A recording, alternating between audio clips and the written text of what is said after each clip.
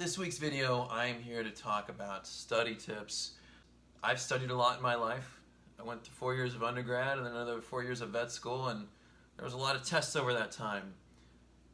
For those of you considering vet school, it's extremely challenging. I was not the smartest kid in my class. I definitely had to work hard to get the grades that I got and to pass these courses and get through that program altogether. And there are times when you are studying for multiple tests every week for the entire semester.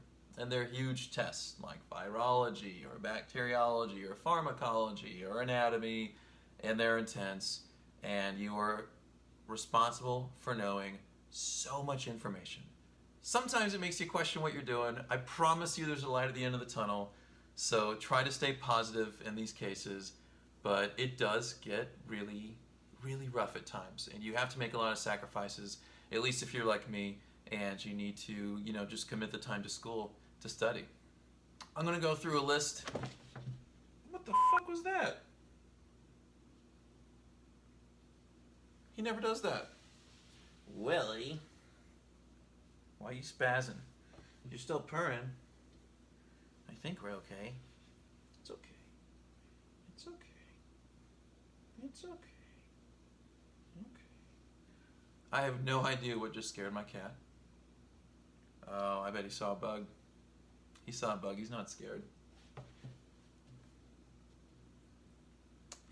Whatever. We'll let Willie focus on that. And we'll go through some of these tips. Number 1, make study sessions applicable or appropriate for you. That can mean a lot of things, obviously, but for me, what that meant was, do I want to study alone or in groups? Personally, I'm an alone studier. I'm just not as productive in groups. I get very distracted, and I just can't retain information and recall it as well when I'm with people. A lot of my vet school friends were the opposite, and they did great in study groups. So that's for you to decide. Deciding when to study. For some people, they would just study a few hours every night. You pretty much had to study a few hours every night. But others would like to just study for big chunks of time. I was the kind of person where if I was going to sit down and make an effort and study, I wanted to study, and I wanted to do it for several hours at a time. Often this was at the minimum 6 or 7 hours at a time. Frequently it was 8, 10, or sometimes more hours. And so it really just depends on what you're comfortable doing. But I like to just buckle down, do work, and get it done. Number 2 is plan study times, and this is a little bit, on the notion of what I discussed with number 1 in terms of how long you're going to study. But when you plan your study time, I think that's really helpful to help you commit to actually studying over that time. I had multiple pets and hobbies, throughout undergrad and vet school, and so it was easy for me to get distracted and want to go, work on some enclosure with my animals, or go make food for the week, or go nerd out on some other thing. And so the best thing to really do is just, have your food ready, have what you need ready, and allot that time for studying and try to minimize distractions. Some people it's easier than others. I had friends in vet school and they had families and they had children. And I've never had kids, I don't have kids, but I can imagine that there can be distractions you can't really work around. So, my best advice there is do your best and try to be realistic. Number 3, a dedicated study space. I think that's what typically people do, but I really liked having a space that was always the same, that I always studied in. When I was an undergrad, my bedroom was my office. I had a desk in there, and so I just studied in there all the time.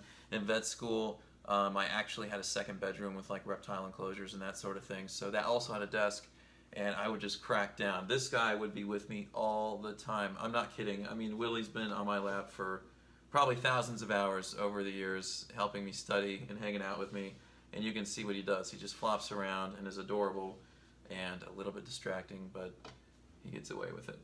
Number 4, fuel yourself appropriately. Whether that's eating a big meal, drinking coffee, having some tea, blowing some Adderall, do what you gotta do. Get busy, get to work, and commit to it. I'm just kidding, don't blow Adderall probably.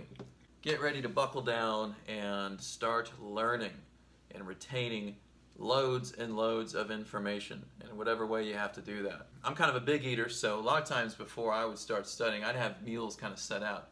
So if I need to take a 10-minute break, I can go make a meal or have a meal and then get right back to it. I'm not really big into taking long breaks. I get distracted and sidetracked. I lose my train of thought. I lose my overall study vibe energy, And so I don't like it. And so I really prefer to take short breaks and just kind of get back to the grind and get back at it. Everybody's different. That's just me. Number 5, I don't always abide by this, but you know, there is research showing that studying with the presence of classical music can be helpful.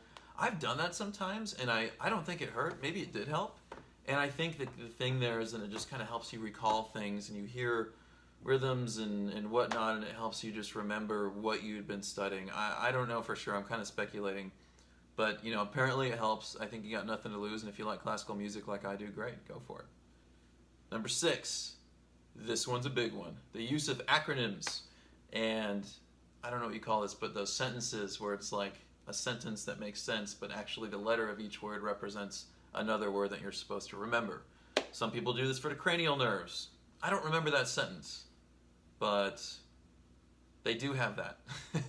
This could be anything, like, what are the top 4 places that small animals get osteochondrosis dissecans, aka OCD? I use the word sets, S-E-T-S, shoulder, elbow, tarsus, stifle. Simple as that. There's plenty more where that came from. This is my study box, and we'll get into that in a second here. But this thing is what got me through boards and some very big tests, and I mean the Veterinary Board Exam. So another acronym here, and this really isn't even a word. I would just remember this series of letters and then turn it into the word. E-C-T-I-R-P-S-T-S. Ecterpspits. That doesn't make sense. What is that? That is the swine diarrhea timeline. Pigs get diarrhea, and depending on their age, you can know what differentials, what possible causes of infectious disease are causing this diarrhea. And so again, you have this E-C-T-I-R-P-S-T-S, E. coli, Clostridium, TGE, Isospora, rotavirus, proliferative enteropathy, swine dysentery, trichuris, suis, and salmonella. Pig management. Here's another great, and this is like a sentence that I was talking about that really refers to something else. So we need with pig management, we need to be pathogen free. Okay? And so there are certain pathogens we most definitely want to avoid. Okay? And the way I remembered how to avoid those was the sentence, swines like many pigs at most times. That doesn't really even have to make sense. But what that stands for is swine dysentery, atrophic rhinitis, lice, mange, TGE, mycoplasma pneumoniae, and pseudorabies. Swines like many pigs at most times. Oh, well, are you my favorite little study buddy? This guy could literally not get enough attention, and I love him for it. Moving on. This isn't really a step. This is something that I take a lot of pride in, and it was a lot of work, and it got me through boards. This is my information box. Okay?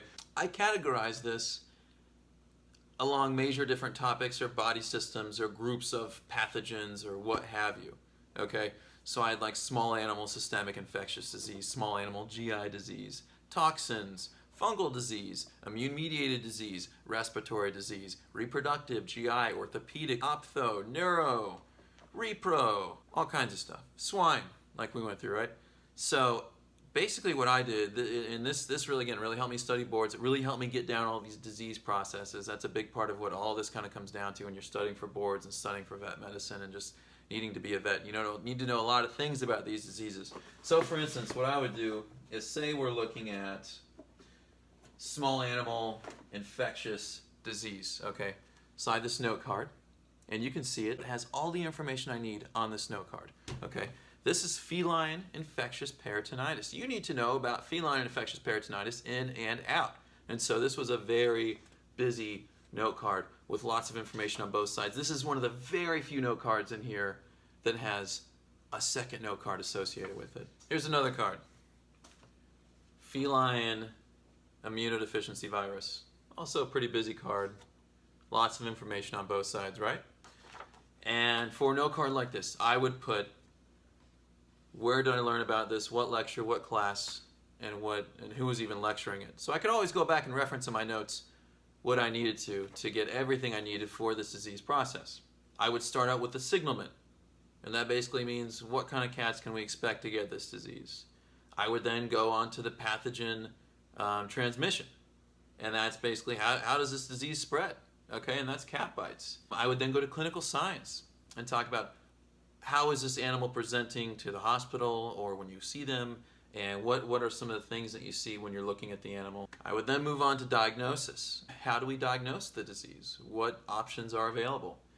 And then I would go to treatment and talk about the treatment options. And unfortunately with feline immunodeficiency viruses, there's not a lot we can do. But that's just one of those unfortunate diseases. On this card I also talked about management, because there are things you can do to try to reduce spread of the disease and other cats getting disease and trying to keep cats that have it healthy. My last study tip for you is something that most of my professors in my past probably aren't going to be a fan of, and I probably shouldn't share this, but I'm just going to be honest, and that's all I want to do with you guys, is tell you the truth and tell you what I did to pass all these exams and get where I am, and that is studying the day of the test. So a lot of people do not like to have you do that. A lot of people don't like to do that. For me, it made a huge difference. If I was to either go to sleep and get a decent amount of sleep, wake up and take the test, versus get less than ideal sleep, and we're talking anywhere from 2 to 3 or maybe 4 hours, wake up early and jam in, just study and literally just cram the last little bit that I could to have all this stuff fresh in my brain, I had to do that. There were so many tests all the time, there was no way to keep up with it. You just sometimes have to cram, and that was a very effective way for me to cram, retain knowledge, and put it on the test. I mean, the truth is, you want to retain and understand this information, not memorize it, okay? But, unfortunately, at times, it just comes down to memorizing, and you do what you can, you try to retain it. A lot of this material you're tested on multiple times throughout vet school, and sometimes you just have to cram, and my classmates might not admit it. Actually, they're pretty cool, they probably would. A lot of them were cramming a lot of the times in vet school. One other thing I just want to show you guys, and you're going to think I'm an absolute nerd because of this, and it's true. I am a pretty big nerd. Basically, I went and scanned all of my vet school notes from almost all of my courses in vet school. So say we want to look at Clinical Sciences 3. We want to go to Neurology, and we want to learn about vestibular disease. Here are my actual notes on vestibular disease. This is my actual notes from vet school. This is what vet school does to you. It turns you into a freaking crazy person. But I'm so happy I did that, because when I graduated and I went to work at a hospital, I was kind of frightened, and it was really refreshing to, at my fingertips of my computer, be like, okay, I think this is what's going on, this is what I want to look into, let me just refresh myself in my own words, in my own notes, and I could review those. And you're never wrong to open up a book too. That's probably better than anybody's notes. But this is how I learned it, so it would like help me recall everything and get comfortable with it. So I'm really happy I did that. And that would be maybe my last study tip, is maybe just don't do written notes when you're in school or vet school. Go digital, and then you can have them digitally the rest of your life, and your life's a lot easier. I spent a lot of hours, kind of dozens of hours, literally scanning all of my vet school notes. So don't make yourself do that. Hi, Willie.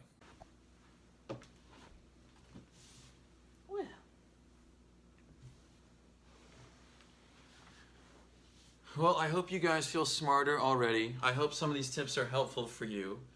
And best of luck to you if you are in school or applying for school or in vet school or applying for vet school or whatever school or education or whatever you want to do. Willie. And I'm sure Willie wishes he could be everybody's study buddy. Don't you, kiddo? Thanks a lot for watching, guys. Hope you enjoyed. Leave some comments below, and I will see you next week. Oh, and I forgot to mention, if you want to see another really cool video, I'm going to post it this week as well, and it is all about a beautiful, beautiful part of the world called Komodo Island National Park. So if you want to see me talk and walk with some dragons and learn a little bit more about them, please click this link. That will show you some of the craziest reptiles in the world, the largest lizards in the world, and they are so gorgeous and fascinating. Thanks again, guys. Take care.